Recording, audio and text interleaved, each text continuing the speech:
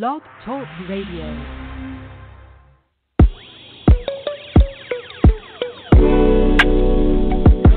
Welcome. Nothing can stop you as long as you focus. All of the pressure is leaving you open. You're living legendary, and nothing in this world can stop you. So welcome to the show. I hope that you listen. I hope that you feel it.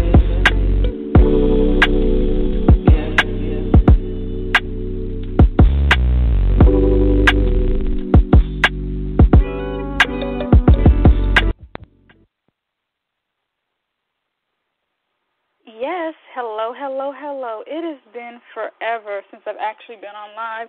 Due to my travel schedule, I haven't been able to log in like I usually do. So I wanted to tell you all hello and once again, happy holidays. It has been quite the interesting last couple of days. So for this segment, we are going to talk about the topic being present in the present. Now, if you are a new listener to my radio show, the name of this show is the Nifty 90s, the Stylish Edition. So in most shows, what I'll be doing is incorporating simple day-to-day activities and adding a gush of fashion to it. A lot of things have happened since I've last been on here last week. Weeks ago, I've been talking about the furlough and faith, and I think the bigger, more interesting shows that I've been doing lately have been in regards to faith. A couple of weeks ago, I actually discussed my grandmother in New York.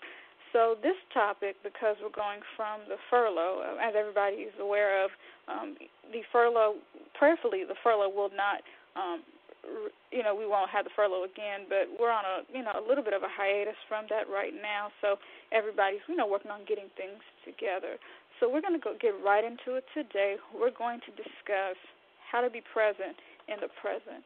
And that's really, really hard right now because when you're discussing things like furloughs and all types of interesting things that are going on, not even with the furlough, but just with life in general, we have to learn as human beings, how to enjoy our lives and not let negative and positive things get a hold of them. And I know things happen and people come and people go, but it's always going to be a challenge for the strongest, the weakest, or the most person who doesn't even know where they fit in that equation, how to actually fit themselves and enjoy each day regardless of what's happening. So because this topic is about being present in the present, first let's determine, many words that we use on a daily basis have different definitions. So when I'm talking about being present in the present, that's one word, but I'm using it in two different ways. So the present, because you're alive right now, that's a gift. There are a lot of people, due to unforeseen circumstances, they didn't even wake up this morning. So that alone is a gift. So if you take life every day that it's a gift, it'll make you look at, your daily activities and perceive things differently. So what I really want everybody to do and consider is, what makes you happy? And, that could be simply watching a Netflix movie, reading your Bible, going to the park. But find those things that make you smile and make you you. Because at the end of the day, you have one life to live, and, you can't, and I always tell a lot of people this, you can't live your life for somebody else. People are going to pull, people are going to tug, but what makes you happy, is that eating an extra cupcake, whatever, even hobbies, you can get bored with those too, but at the end of the day, you have to find what really makes you an individual, because even if everywhere you go, sometimes you see patterns of people, like, okay, this person has the same personality, this person has the same personality, but at the end of the day, there's still to be individual traits, because you never want to be the type of person who say, oh, I've encountered your personality before. So in order for me to be present in my present, I personally find things that make me happy. And one of the things that makes me happy is doing this radio show. Now, as I'm speaking right now, I'm actually working on doing a load of promotion. My schedule's really, really changed. So I want to make sure that everybody gets a hold of, and you all are able to listen to this. So what I'll be doing is I'll be reposting this in the format of YouTube, Spreaker, Blog Talk Radio links, and other links, because I want you all to enjoy, and there's so much negativity going on, and there are so many things and other topics that I don't want to disclose that have hit the airwaves. My whole thing about this radio show, I'm trying to bring a positive light to negativity. So in order to be, and that's another good point, being present in the present, you have to be positive about everything that you do. And I'm working on another contract. I'm not going to disclose what that is. And the contract, the person is actually from Cleveland, Ohio. And these people are actually stuck in the snow, and per the assignment that they're doing, they're having to leave items in the snow. And I'm like, oh my! I mean, I whined, and I was like, it's cold out here in Atlanta. But then it made me think even differently. People are still functioning. People are still having to get to work. I know a couple people due to their weather. I know we had a snow day yesterday, but these people are literally, I just read on Facebook, it's -1 in Ohio. So imagine this is dangerous.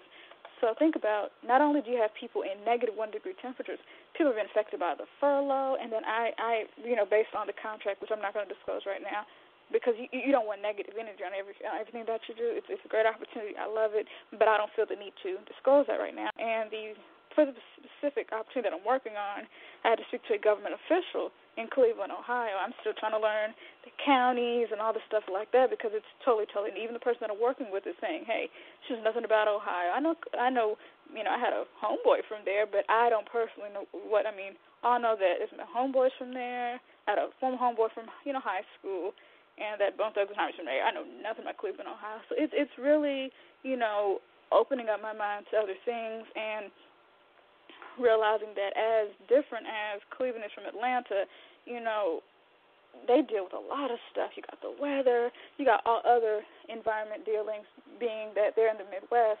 And it was odd to me because I had the most funny, humorous, pleasant conversations with these people, and we have two totally different worlds.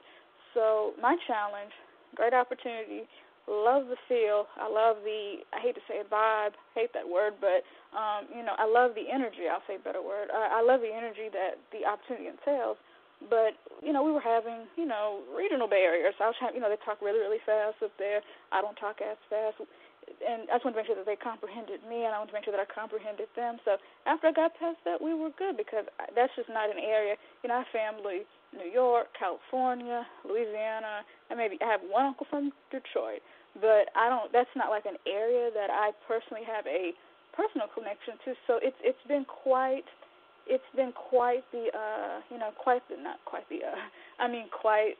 the task of just trying to make a connection with people from a different area. So, in order to be present, and you're going to get these questions, what are the best ways to be present, Brittany? Other than fashion, I'm not into fashion, or, I don't have your kind of life. A lot of people say that I have this persona that I think that I look like everything is okay. So if you're the type of person whose persona or life has not allowed you to do your best and be your best, what do you do? So in order to really, my whole thing is in ways, and it's worked for me in the past, and these are ways that I am actually present in my present.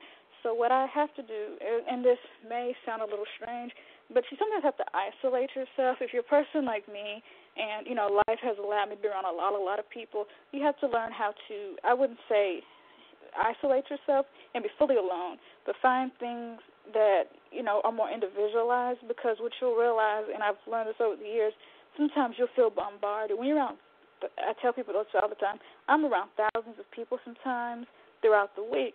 So when you're dealing with those levels of numbers, you're dealing with all these different types of personalities, people from all across the country, things, issues, dealing with all those personalities, that can be a lot. And it's not like, I have a professional Brittany, and then I have a ministry Brittany.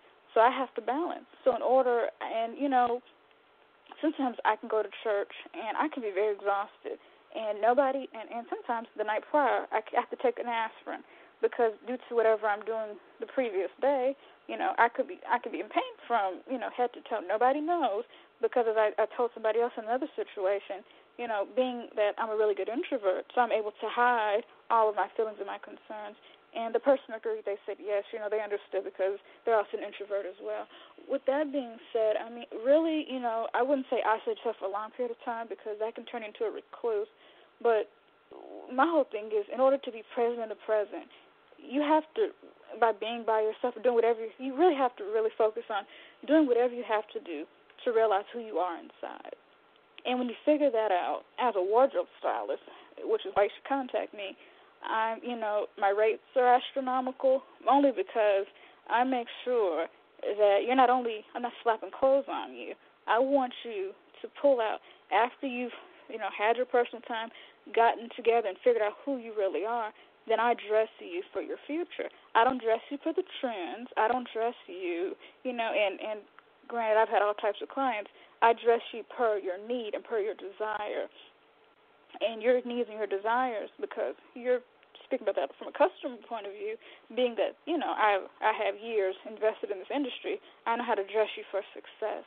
Now, I did not want to address this. I wrote an article. I've been busy. I have been posting everything that I'm doing because I have a busy life. I'm actually a magazine contributor for 2 magazines. And one of the articles, I got into this a little bit deeper. I have to wait until it's been published. Had a long day. I've been on the phone all day. But with that magazine, I disclosed something, and I usually don't talk about my father, but I use him as an example. My dad is a very successful CEO. And this story is actually in a magazine that I wrote.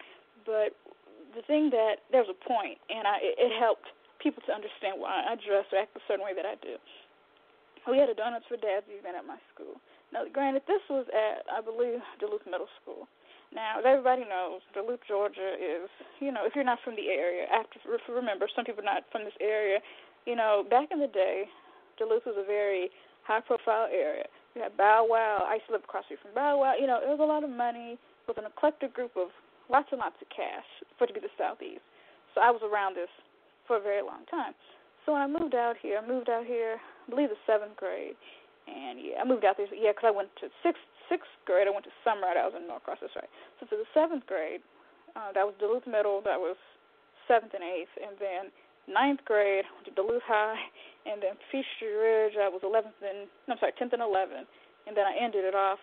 Everybody was shocked, but I went to a whole other part of town and ended my high school career in Snellville for a year. Not a good school, not a bad school, but it was totally different from Duluth High, Peachtree Ridge, whole different conversation. So when I went to, let's go back to the topic at hand. For middle school, 7th grade, Donuts for Dads. If you're from another part of the country, Donuts for Dads means your dad comes, eats breakfast, donuts. I forgot what the meal was. Something to do with D's. Something like dinner, lunch with dad, or something like that. So my dad comes in. This is back. Nelly had a big hit. 106 and Park was out. AJ and Free. This is a very, of course, you may not know what 106 and Park is, but back in the day when BET was actually worth watching, I don't really watch BET that much anymore, AJ and Free had a big show. Everybody in my age group watched AJ and Free. Now, me being somebody who just loved television and movies, I never thought I'd have a radio sort of platform to discuss this, but I just want to give a shout out. I've never met AJ and Free before. I just want to give a shout out to AJ and Free and how remarkable and what a staple they were in my age group. I never thought I'd have any kind of a platform to talk or ramble, whatever you want to call what I'm doing now. But Nelly was out. Men were wearing jerseys, very casual. We had Dipset, being that I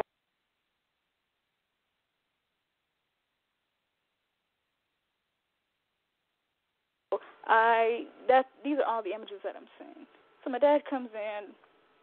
He had the look, literally, of kind of like that more Mark Zuckerberg or Facebook CEO style.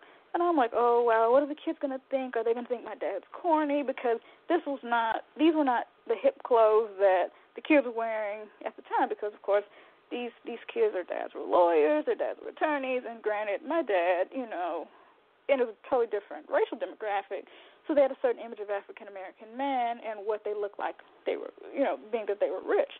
So Daddy, who's lived in, he's from Alabama, but he's lived in New York and all this, so he's been quite busy, successful black businessman, and things were forming, he was young.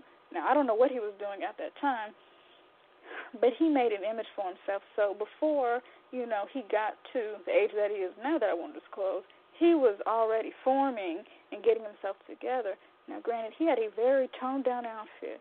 The most expensive item on that he wore was a Kenneth Cole watch. And, of course, the demographic at that time, Duluth was much wider than it was before. So, he's there with his Kenneth Cole watch. So there weren't a lot of black kids, at that school at the time. So the first thing that they noticed, and this person's on my social media now, he might be listening to this, he said, "Oh, look, I love your dad's Kenneth Cole watch." I said, "Oh," and then, we're walking down the stairs, because when you're a baby, you walk single file. And that really, and everybody just, they embraced him, and, "Hey, Mr. Slack," because they assumed that he had my mother's name, because everybody, that's a whole other story. They're divorced, but they assumed that me and my mom, not me and my mom, but my dad and my mom are, still married. So I was like, oh, wow. So anyway, not to get too much into their personal business, I only have to, to mention in the magazine, my dad would teach me how to, go in thrift stores, granted, but he loved Lenox, which is, I believe, from Googling, one of the top malls in the Southeast. So if only mall he would shop at would be Lenox Mall. One Lenox Mall, he wasn't shopping at Gwinnett Place. He didn't shop at Discover Mills, which is now Sugarloaf Mills. If you've moved after, it used to be Discover Mills. They named it to Sugarloaf Mills. Atlanta has a really weird habit of changing places that don't need to be changed. Bankhead, it's now Hollowell Parkway. Everybody still calls it Bankhead Highway. I still call Sugarloaf Mills Discover Mills. Then my grandmother calls them Discovery Mills, whole other conversation. But, not to hang on that. And he taught me how to save and conserve. And what happened was, he let his personality show more. So in order for you to really, really take advantage of being present and knowing that your present is a gift, you have to realize who you are inside. And I'm not saying that it's wrong to wear designer, but my dad, and he taught me at a young age how to gain respect. And the way that he would teach me, and people didn't do, I don't know, people even still do this anymore. And I might be the only one that did this. He taught me, how as an African-American young woman, how the world perceives me. And he pretty much told me from a young age, like, hey, I know with your personality and with the way you're going to do something different than all the other kids in your age group. And he knew, even from a young age, that, I went to them destined for greatness, but that I was going to go on another path. And even when I was a kid, I was like, you know what, I just knew, there were certain things I said, okay, because I grew up with a lot of Caucasian people, I was like, oh, Jesus, I tried to find certain things to make myself fit, because I just know, at the rate, I was, even when I was young, I was quite wise. I said, the rate I'm going, this is going to catch up with me in the future. Not that it was good or bad, but it was going to alter things, and in social settings, it would be very odd. Now, it's aiding me in my business life, but, in social settings, it's like, I'm not in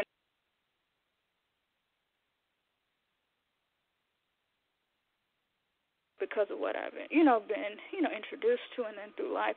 And just like my teacher told me, and I've never really shared this, she told me something really interesting. She said, now, Brittany, they haven't been exposed. Let's do a countdown here. I just want to make sure I don't overtalk myself. Now, they haven't been exposed to what you've been exposed to. And I thought that was just an amazing thing. My 12th grade language arts teacher, and I had to make sure, I don't even know if she's still alive right now, but she told me something, and it rings in my ear, because sometimes I don't understand, like, why are these things happening? Why can I not connect with certain people? And I'm like, oh, they seem pretty decent, but why am I just not interested in what's going on? So she looked at me, and, my cousin had been in her class 2 years ago. She would call me Courtney. I had 10 more minutes, and she would call me Courtney. And I said, oh, Lord, because who wants to be called their cousin? She just forgot my name. So I had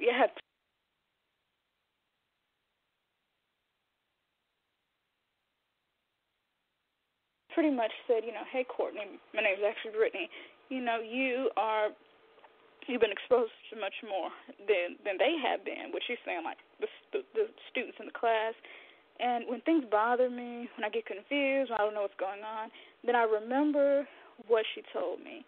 And she reminded me that, if things get a little, and I repeat that in my mind a lot. And I say, okay, when I don't understand things, when I'm like, okay, that may be not, and sometimes they don't realize, that they're being inappropriate. They're not realizing how they're being perceived. They're just being themselves. But based on what they've been exposed to, it's acceptable. I see a lot of stuff, I'm like, oh, wow. But then it's just, they see nothing wrong with it. And because, I thank God I had people who, this also helps when you want to be present, want to make your life a gift and a present, find people that are critical of you. Exes, everything.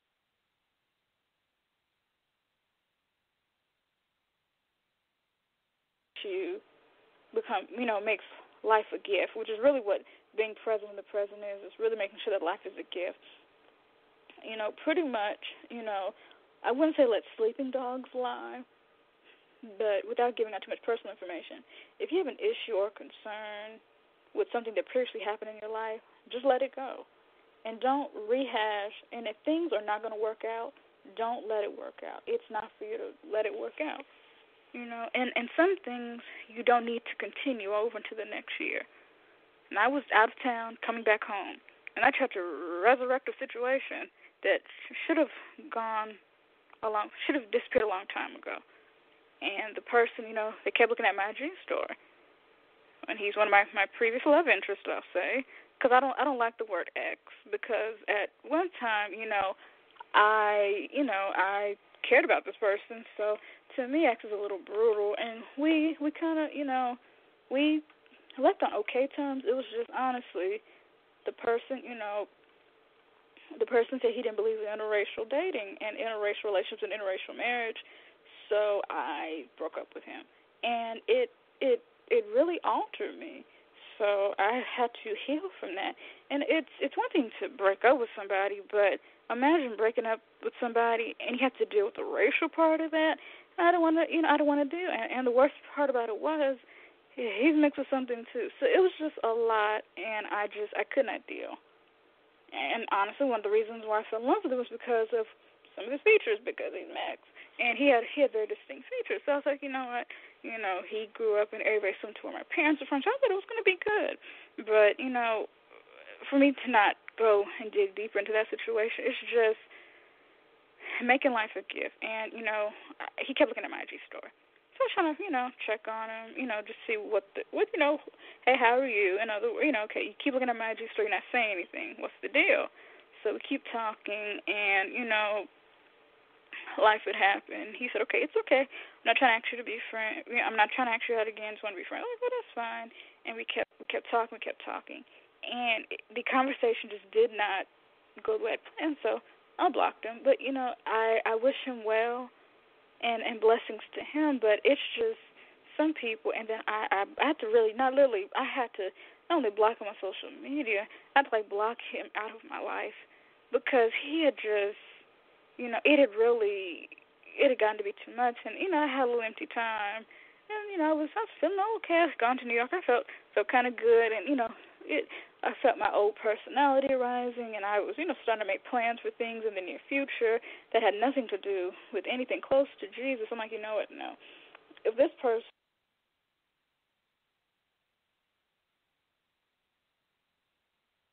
you have to know and that's another point. Now, when you're being present in the present, you have to realize where your stopping points are.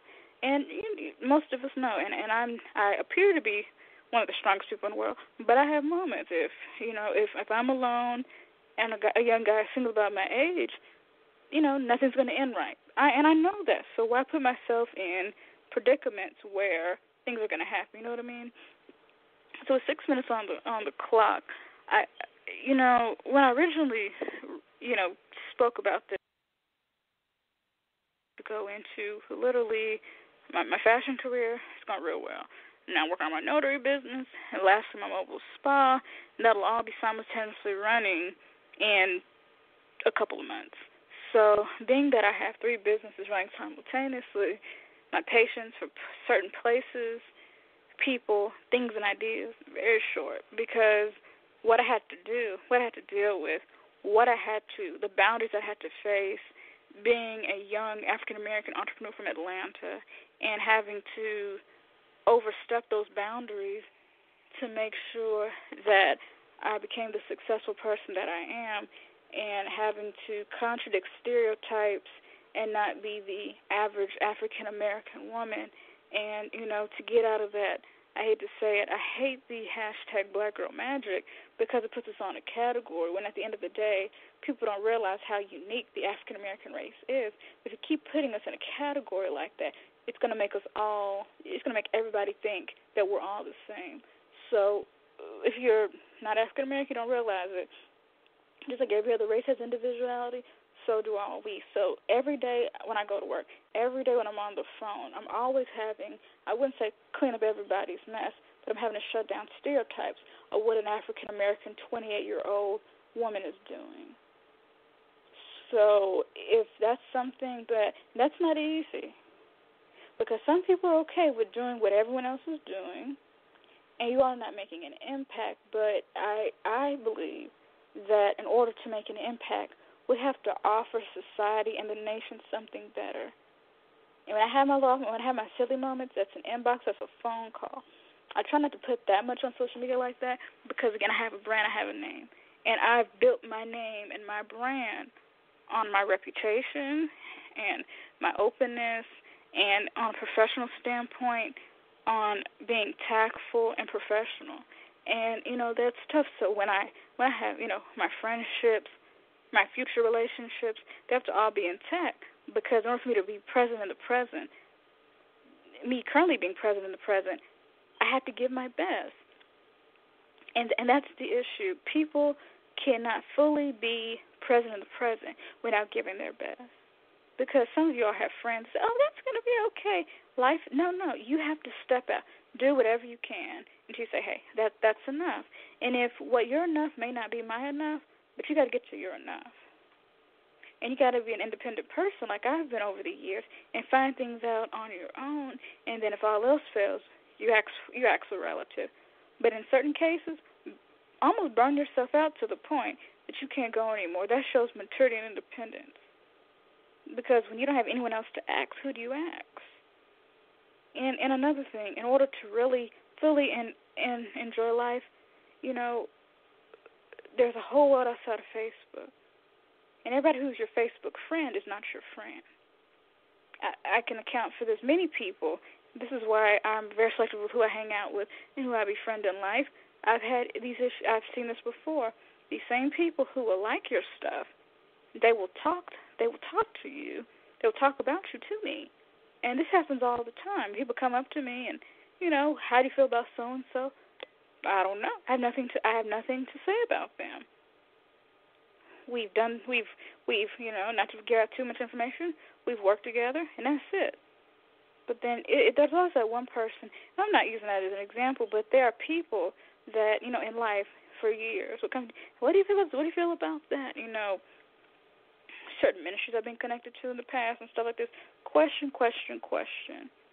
And in order to be being present in the present, realizing that life is a gift, not letting these, the way that I answer, the words can be twisted. Well, Brittany said, you never want to be in the Brittany said category.